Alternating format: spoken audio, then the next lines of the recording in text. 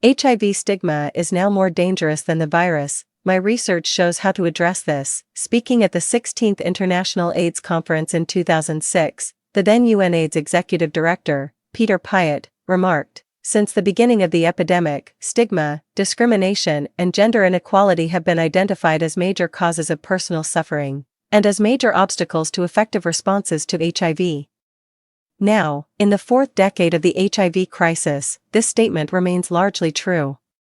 Despite the leaps and bounds that have been made in the treatment and prevention of HIV, stigma and discrimination continue to harm the lives of people living with HIV, and hinder efforts to stem the epidemic globally.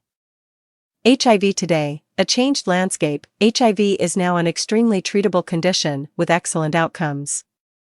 Those living with HIV who are on treatment can expect to live a healthy life with a normal lifespan. Crucially, medications are so effective that they reduce the amount of the virus in the body to undetectable levels. This means people living with HIV cannot pass on the virus to others, a condition known as U=U, or undetectable equals untransmittable. The evidence supporting this is robust and spans over 20 years. The most comprehensive evidence for U=U stems from the Partner and Partner 2 studies, which aim to determine the risk of transmission between HIV-positive and HIV-negative partners when the positive partner is virally suppressed. These large observational studies tracked a combined 2,020 couples, both heterosexual and gay, over several years of follow-up. Between the two studies, participants reported 134,000 acts of condomless sex. However, no HIV transmissions between couples were recorded. The evidence was incontrovertible, and study authors concluded the risk of transmission when a person is virally suppressed is zero. This is extremely reassuring for people living with HIV, who can feel confident that they cannot pass the virus on to their partners.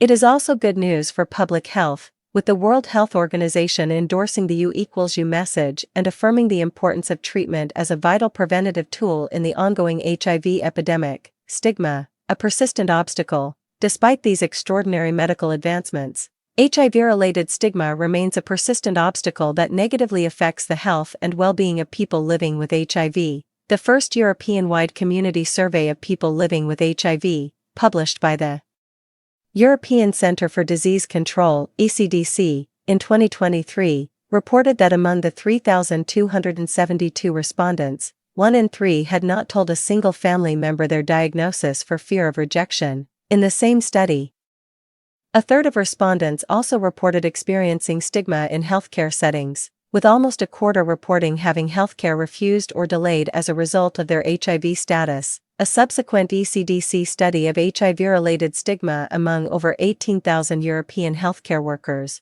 published in July 2024, found that almost two-thirds worried about drawing blood from patients with HIV and a quarter reported using double gloves with such patients. That HIV-related stigma in healthcare settings is so prevalent and commonplace is particularly troubling.